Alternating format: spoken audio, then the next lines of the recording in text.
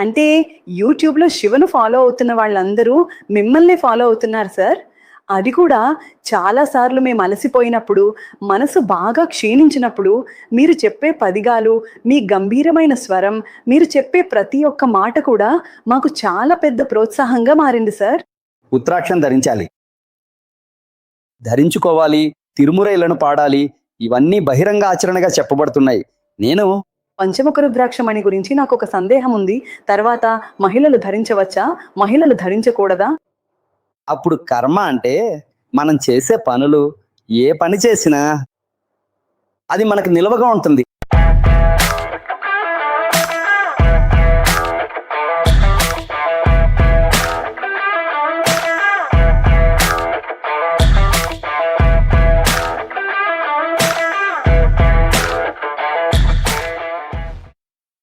వలక్కం ప్రజలారా, Ramya shames YouTube ఛానల్‌కు స్వాగతం.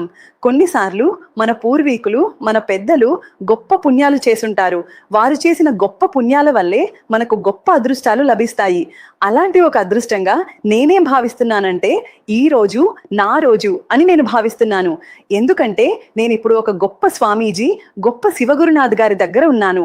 మీరు ఉన్నారు శ్రీ కైలాస పరంపర, గంధ పరంపర, శివాగర యోగులు, తిరుజ్ఞాన సంపందర్, తిరుమడలం నుండి అరుళ్ గురునాథర్ తవతిరు శ్రీమద్ శివాగర దేశీయ స్వామిగళ్ళ వారికి వందనం చేసి ఈ ప్రోగ్రాంను ప్రారంభిస్తున్నాం. నమస్కారం స్వామి. నమస్కారం అమ్మా. ఎందుకు నాకు తెలియదు, మీ పక్కన కూర్చోవడానికి నేను అర్హురాలని అనుకుంటున్నాను. స్వేచ్ఛగా కూర్చోండి, ఇక్కడ అందరూ సమానమే. వేరుబాట్లు లేవు. అద్భుతం అంటే ప్రేమే శివం. అలా చెప్పగలిగే మతం మన మతం. అందుకే ఇక్కడ అందరూ సమానే. అద్భుతం, అద్భుతమయ్యా. మొదటగా మీ జీవితాన్ని ఈ శివారాధనకు అర్పించాలనిపించిందేంటయ్యా? మేము తరంతరంగా శివుణ్ణి పూజించే వంశానికి చెందిన వాళ్ళం. మన సనాతన ధర్మం, మన మత నియమాలు, మన శైవ సాంప్రదాయాన్ని సాధారణ ప్రజలకు తెలియజేయాలనే ఆలోచన మాకు వచ్చింది. కళ్ళు మూసి చేసే అలవాట్లన్నీ మట్టిలో కలిసిపోవాలని మన వళ్ళల్ పెరుమాళ్ళు అంటారు. మన మతంలో చాలా కళ్ళు మూసి చేసే అలవాట్లు చాలా ఉన్నాయి. అదే 2000 సంవత్సరాల క్రితమే మన నాయన్మార్లు అవి అన్నీ అవసరం లేదు అని చెప్పిన వారు నాయన్మార్లే. దాన్ని మేము అనుసరించి ఈ ప్రజలకు స్పష్టత కలిగించాలనే ఉద్దేశంతో దీనిని ఒక ఆసక్తికరమైన విషయంగా తీసుకుని ముందుకు తీసుకొచ్చారు. అందుకే ఈ స్థాయికి తయారెవరేళ్లు మనలను ముందుకు నడిపించింది. అద్భుతం, అద్భుతం అయ్యా. అంటే యూట్యూబ్లో శివుని ఫాలో అవుతున్న వాళ్ళందరూ మిమ్మల్ని కూడా ఫాలో అవుతున్నారయ్యా. అదే కాకుండా చాలాసార్లు మేము అలసటగా ఉన్నప్పుడు, మనసు క్షీణించిపోయినప్పుడు మీరు చెప్పే పదిగాలు, మీ గంభీరమైన స్వరం, మీరు పలికే ప్రతి పదం మాకు చాలా పెద్ద ఉత్సాహాన్ని ఇస్తోందయ్యా. మొదటి ప్రశ్న, భక్తి అంటే ఏమిటయ్యా? భక్తి అంటే అంటే ఒక చిన్నపిల్ల మనసు కలిగిన వారు పూజించగలిగే స్థితినే భక్తి అంటారు. దీన్నే మన తిరువళ్ళవారు చెప్పావు. ఆశ, దొంగతనం, కోపం ఇవన్నీ విడిచినవాడు వాడే మంచివాడు అని ఆయన చెప్పారు. భక్తి ఉన్నవాడు భక్తుడు. ఈ భక్తి అనే పదం నుంచే భక్తుడు అనే పదం వచ్చింది. ఏ విధమైన ఆశలు లేకుండా ప్రతి జీవిని తన వలె భావించే మనసున్నవాడే భక్తుడు.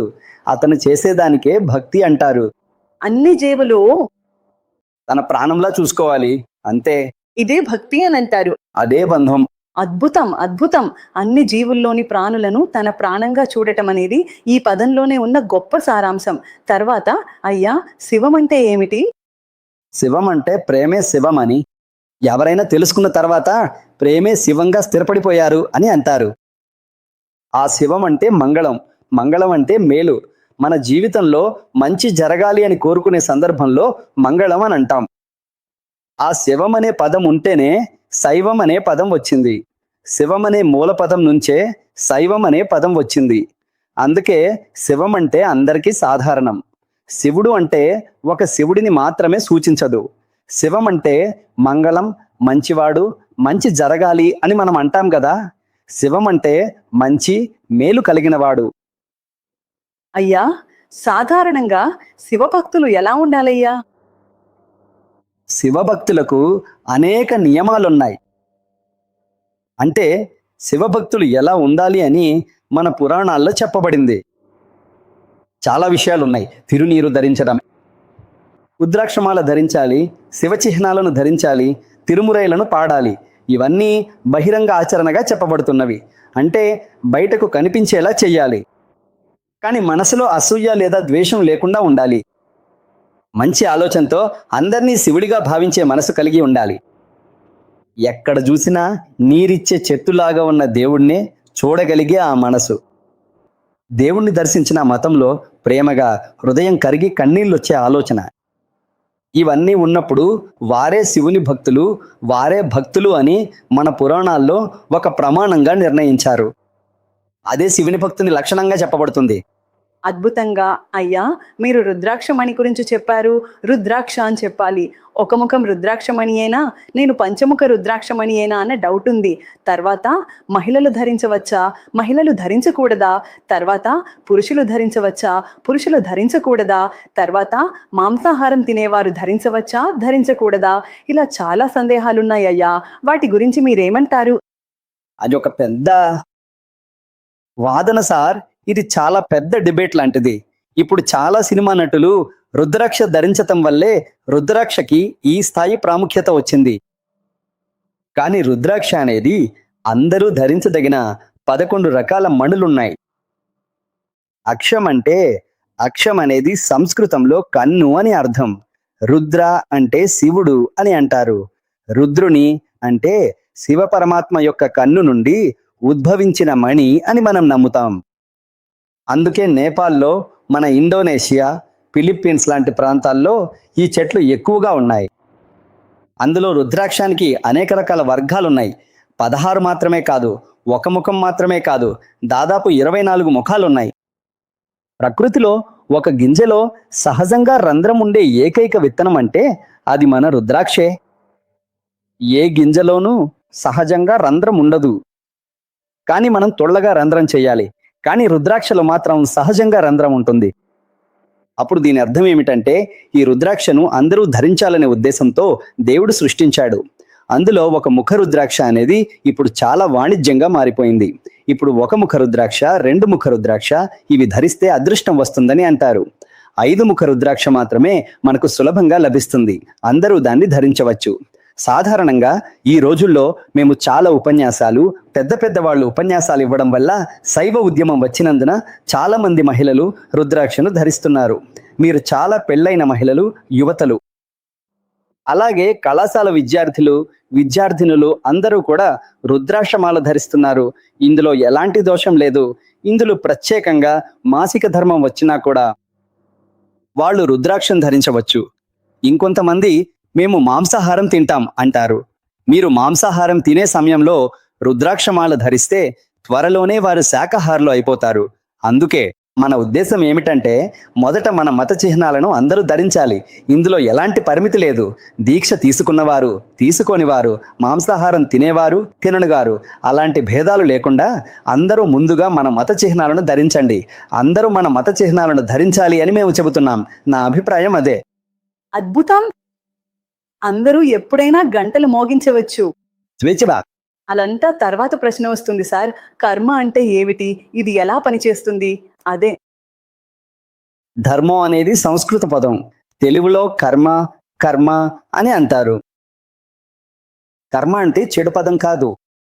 ఇప్పుడు కొంగు ప్రాంతంలో చూస్తే కర్మం, నా కర్మం అని అంటారు.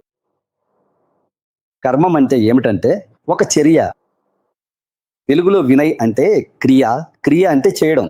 ఇప్పుడు మనం చేస్తున్నది క్రియ, మాట్లాడుతున్నది క్రియ, తినడం కూడా క్రియ. అప్పుడు కర్మ అంటే మనం ఏ చర్య చేసినా అది మనకు నిలువగా ఉంటుంది, అది రికార్డ్ అవుతుంది. మీరు ఏం చేసినా సరే, ఇప్పుడు నేను ఈ క్షణంలో మంచి విషయాల గురించి మాట్లాడుతున్నాను అంటే అది కూడా రికార్డ్ అవుతుంది. అవసరం లేని విషయాలు మాట్లాడినా లేదా చెడు పనులు చేసినా అవి కూడా రికార్డ్ అవుతాయి. ఇదే కర్మ, ఇదే వినయ్. ఈ వినయ్ మనకు విశ్లేషించి మనకి ఏది మంచిది, ఏది చెడుదో, ఏది మంచి కర్మ, ఏది చెడు కర్మ అనేది తెలుసుకుని అది మనకు తిరిగి ప్రతిబింబిస్తుంది. ఇదే న్యూటన్ యొక్క 3వ నియమం. ప్రతి చర్యకి ఒక ప్రతిచర్య ఉంటుంది. అయితే స్వామి, ఇప్పుడు ఏది మంచిది ఏది చెడుదో ఎలా తెలుసుకోవాలి? ఇది మంచిదని ఖచ్చితంగా పెద్దగా చెప్పడం చాలా కష్టమైన విషయం. మీరు చాలా నిశితంగా ఈ ప్రశ్నలు సంధించారు. మంచిదా చెడిదా అనేది నాకు లోపల కలిగే ఆలోచనలే. ఎందుకంటే ఇప్పుడు మనం ఈ చర్యను చేస్తున్నాం, ఇది మంచిదా చెడిదా అన్నది. లేదంటే ఈ రోజున ప్రపంచంలో ఏది మంచిది ఏది చెడుదని చెప్పడం సాధ్యపడదు. అది పెద్ద విషయం. మంచిదని చెప్పినా కూడా అవసరం లేని వ్యాఖ్యలు వస్తాయి. అది ఎలా, మీరు ఎలా చెప్పగలరు అని అంటారు. అవును, అందుకే మన పెద్దలు, మన జ్ఞానులు, మన సిద్ధులు వారు ఏమి చెప్పారో అదే మంచిదని నమ్మాలి. మనకు మనం తలచినట్టు చెప్పుకునే ప్రతిదీ మనకు మేలు చెయ్యదు. తిరుక్కురలుంది, తిరువాసకముంది, తొల్కాప్యం ఉంది, మన వేదాలు శాస్త్రాలు ఉన్నాయి. అందులో ఏమి చెప్పబడిందో సిద్ధులు చెప్పిన మన సిద్ధుల పాటలు ఉన్నాయి. వారు మనకు ఎలా మార్గదర్శనం చేస్తున్నారో వాటిని మనం అనుసరిస్తే అదే మేలు. మనమే ఒక కొత్త సంప్రదాయం సృష్టించకూడదు. అందుకే ఇప్పుడు అందరూ ఒక పని చేస్తున్నారు, చాలా మంది చేస్తున్నారు. అందుకే అది మంచిదని నేను చెప్పలేను. చాలా మంది మద్యం తాగుతున్నారు, మెజారిటీ ఎక్కువగా ఉంది, అందుకే మనం చెప్పలేం. కరెక్ట్. అందుకే మనం ఏది మంచిదో చెడుదో మనకు తెలియదు. మన పెద్దలు మన శాస్త్రాలు ఏమంటాయో వాటిని ఆధారంగా చేసుకుని మనం మంచిదేంటో చెడుదేంటో నిర్ణయించుకోవాలి. ఎందుకంటే ఇప్పుడున్న పరిస్థితుల్లో మనకు కొన్నిసార్లు అనిపించడం మొదలవుతుంది చాలా మంది చేస్తున్నారని. అప్పుడు ఇదే మంచిదని చెప్పి మన పరంపరను, మన పూర్వీకులు చెప్పిన దాన్ని వదిలిపెట్టి మారిపోయి తప్పుదారిలోకి వెళ్ళే అవకాశాలు చాలా ఉన్నాయి. తరువాత పెద్ద కోటీశ్వరుల నుంచి పేదవాళ్ల వరకు అందరికీ ఒక అనుమానం ఉంటుంది. ఎవరైనా ఏవల్ పిల్లి శూన్యం వేశారా, ఏవల్ వేశారా, ఇలా ఏదైనా చేశారా అని. నేను మా ఊర్లో గమనించాను సార్. కేవలం కడుపు నొప్పి వచ్చినా కూడా అయ్యో ఎవరో ఇవ్వాడు వేసేశాడు అందుకే నాకు కడుపు నొప్పి వస్తుంది అని చెప్పేవాళ్ళని నేను విన్నాను. దీనిపై మీరేమనుకుంటున్నారు? నిజంగా ఏవల్ పిల్లి శూన్యం వంటివి ఉన్నాయా? చేసేవాళ్ళు ఉన్నారా సార్? మొదటదా ఈ విధంగా నా అభిప్రాయం ఏమిటంటే ఉంది లేదా లేదు. అసలు ఏమిటి మీ ప్రశ్న? ఇప్పుడు ఏర్పడింది కాదులో. మన తమిళులు పుట్టిన కాలం నుంచే ఈ ప్రశ్న ఉంది. ఈ పురాణాల్లో, మన తమిళ గ్రంథాల్లో దీనిపై చాలా మాట్లాడారు. షష్ఠి కవచంలో కూడా మీరు తెలుసు, పిల్లలు తినే పుడక్కడై మునియం, కొల్లివాయి పిశాచాలు, కురలై పిశాచాలు, కావు అన్నం కావుతో పాటు డబ్బు కూడా, ఓదుమంజనం అని చెప్పి ఈ శూన్యాల గురించి చాలా వస్తాయి. మన తమిళంలో చెప్పాలంటే కన్నూర్ కలితల్. కన్నూర్ కలితల్ అంటే కంటి దృష్టి. దృష్టి అంటేనే చూపు. ఈ చూపుకు మంచి చూపు కూడా ఉంది, చెడు చూపు కూడా ఉంది. ఒకరిని మనస్ఫూర్తిగా చూసి ఆశీర్వదిస్తే ఆ చూపు వారికి మంచిదే చేస్తుంది. అదే మనం ఈర్ష్యతో, మోసంతో, కోపంతో మన చూపును చూస్తే వాళ్లకు చెడు ఆలోచనలు కలుగుతాయి. ఒక మనిషిని నాశనం చేయడానికి మనసును చెడు మార్గంలో ఆయుధంగా ఉపయోగిస్తారు. మంచి శక్తులు ఉన్నట్లే చెడు శక్తులు కూడా ఉంటాయి, అవి లేకుండా ఉండవు. సరే, మంచి అగరబత్తి వాసన ఉన్నట్లే దుర్వాసన కూడా ఉంటుంది. ఇప్పుడు దుర్వాసన ఉన్నందునే మనం అగరబత్తి వెలిగిస్తాం, సాంబ్రాణి వేస్తాం. అప్పుడు ఇక్కడ చెడు వాసన ఉంటే మంచి వాసన కూడా ఉంటుంది. దేవుడు అనే శక్తి ఉందని అంటే చెడు శక్తి కూడా ఉంటుంది. ఇది అంధకారం వెలుగు లాంటిది. మనసు చెడుగా ఉన్నప్పుడు ప్రతి దానికి ఒక ప్రతిక్రియ ఉంటుంది. ధృవ ఉంటే మనం చదివే విధంగా అందరికీ ఇది ఉంటుంది. ఇది కన్నీరు కడగడం అని పేరు. ఇది చూస్తే నా అభిప్రాయంలో ఈ బిల్లి శూన్యం అనే విషయం కొన్ని విషయాల్లో పనిచేస్తుంది, కొన్ని విషయాల్లో పనిచేయదు. ఓకే. అలా చూస్తే మన దేశానికి పోలీస్ అవసరం లేదు, సైన్యం అవసరం లేదు. మీరు సినిమాల్లో చూపించేలా ఇప్పుడు ఎవరో ఒకరిని చంపుతున్నాడు, వెంటనే ఆత్మ వచ్చి అతని ముందెళ్ళి చంపాలి. ఇప్పుడు ఎవరిని ఏ ఆత్మ కూడా చంపడం లేదు. ఇప్పుడు మీరు సినిమాల్లో చూపించేలా చాలా చోట్ల ముని 12 అరగంట 3 అని వస్తుంది. అలాంటి ఏ ఆత్మ కూడా వెళ్ళి హత్య చేసిన వాడిని ప్రతీకారం తీర్చడం లేదు. అలా చూస్తే ఎవ్వరూ మిల్ట్ దగ్గరికి వెళ్ళకూడదు. అన్ని పరిస్థితులు కలిపితే ఇప్పుడు అన్నింటినీ నాశనం చెయ్యొచ్చు. అన్ని అతిథులను అది వచ్చి మూసేయాలి. కానీ ఇందులో కొన్ని విషయాలున్నాయి. మనసు వల్ల కొన్ని చెడు పనులు నేను చెయ్యాలని అనుకుంటే దానికి సంబంధించిన విషయాలు చెయ్యొచ్చు. ఇప్పుడు మన ఇంట్లో మంచి పూలు లేదా మన పూర్ణ కుంభం దీపం వెలిగితే అది ఆనందాన్ని ఇస్తుంది. అదే మన ఇంట్లో అవసరం లేని హారర్ సినిమా లేదా అవసరం లేని దుర్వాసన ఉంటే ఆ అట్మాస్ఫియర్ ఆ ఇంటి స్వభావాన్ని మార్చేస్తుంది. వైబ్రేషన్ కూడా మారుతుంది. వైబ్రేషన్ మారిపోతుంది. అందుకే పాజిటివ్ నెగిటివ్ అని అంటారు. అందుకే బిల్లి, శూన్యం, ఈ కంటి దృష్టి ఇవన్నీ కొంతవరకు ప్రభావం చూపుతాయి. కానీ ఇవన్నీ జయించాలంటే ఖచ్చితంగా మనం దేవాలయానికి వెళ్ళాలి. మన ఇంట్లో దీపం వెలిగించాలి, ఇంట్లో ధూపాలు వేయాలి. ఇవి అవసరం లేదని చెప్పలేం. కానీ 100లో 50% ఇది పనిచేస్తుంది, 50% పనిచేయదు. అయితే దీన్ని సరిచేయడానికి చాలా చాలా సులభమైన మార్గాలను మన సిద్ధులు, మన జ్ఞానులు, మన తిరుమురైల్లో ఎన్నో మార్గాలు చెప్పారు. శత్రువులను ఎలా జయించాలి అలాంటి విషయాల్లో చాలా స్పష్టంగా చెప్పారు. వాటి గురించి చాలా మాట్లాడవచ్చు. అద్భుతం, అద్భుతం సార్. మీరు చాలా అద్భుతంగా చెప్పారు సార్. డబ్బు కావాలి, డబ్బు సంపాదించాలి, ఎక్కువ డబ్బు సంపాదించాలి అనేవి ఇప్పుడు చాలా మందికి లక్ష్యంగా ఉంది. అప్పుడు ఈ డబ్బు ఎక్కువగా రావాలంటే ఏమేం చేయాలి? మన సచ్చిదానంద స్వాములు, వள்ளிయూడ్ సచ్చిదానంద స్వాములు పాడిన వేల్మారల్ అనే పాటను కూడా ప్రత్యేకంగా మన దేవారంలో అవ హాలంతా వైరైక్యు ఇవ్వినేయం అనే తిరునీలకండ తిరుపదిగం అనే పదిగాన్ని జ్ఞాన సంబంధర్ పాడారు. అదేవిధంగా పేదవాళ్ల నుండి ధనవంతుల వరకు అందరికీ అప్పు ఉంటుంది. దానికి మనం వడ్డీ కడుతుంటాం. ఈ అప్పును పూర్తిగా తీర్చిన వారు ఎవ్వరూ ఉండరు.